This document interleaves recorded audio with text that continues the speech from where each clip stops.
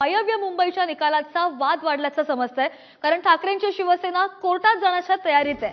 वायकरांना विजय जाहीर केल्यानं हा सगळा वाद झाल्याचं समजतंय, तर शिवसेना नेते अनिल परब यांनी हा आरोप केलाय.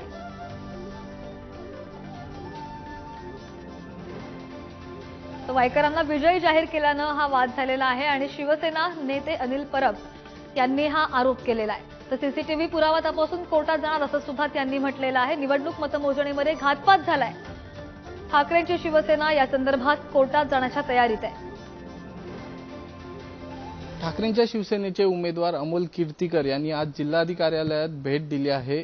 सीसीटीव्ही फुटेज मतमोजणीचे आणि व्हिडिओ चिप हे भेटावे आणि त्यानुसार न्यायालयात ते त्या सर्व चेक करून न्यायालयात त्याला आव्हान देणार आहे निकालाला, असं त्यांचं म्हणणं होतं. या एकंदरीतच या सर्व निवडणुकीच्या निकालावर बोलण्यासाठी आपल्यासोबत शिवसेना नेते आणि मुंबई पदवीधर मतदारसंघाचे उमेदवार अनिल परब आहेत. आपण त्यांच्याकडनं जाणून घेणार आहोत नेमकी काय प्रोसिजर आहे आणि कशा प्रकारे ही मतमोजणी झाली होती. सर, सर्वात पहिलं म्हणजे हा जो तुमचा जो पराभव झालाय, हा पराभव खरं तर ठाकरेंच्या पूर्ण शिवसेनेच्या जिवारी लागलाय, कारण का जिंकून हा पराभव झालेला दिसतोय.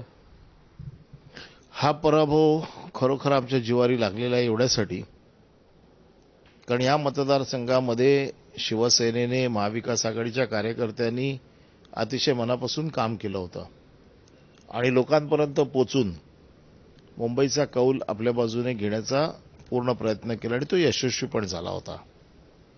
परंतु सत्तेचा गैरवापर करून दबावाखाली हा निकाल बदलायला भाग पाडलं गेलं.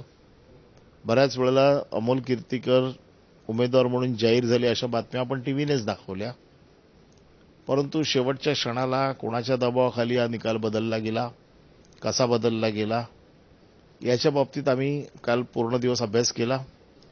आज आम्ही आत्ता सगळी कायदेशीर कागदपत्र मागवलेली आहेत. या निकालामध्ये ट्रान्सपरन्सी बिलकुल नव्हती. जी माहिती द्यावी लागते ती बिलकुल दिली गेलेली नाही आणि त्यामुळे वेगवेगळे कायदेशीर सगळे त्याच्यावरचे पर्याय आम्ही तपासून बघितलेले आहेत आणि या बाबतीत आम्ही उच्च न्यायालयात याचिका करीत आहोत. व्हिडिओ जर्नलिस्ट श्रीकांत खरातसह चेतन सावंत, पुढारी न्यूज, मुंबई.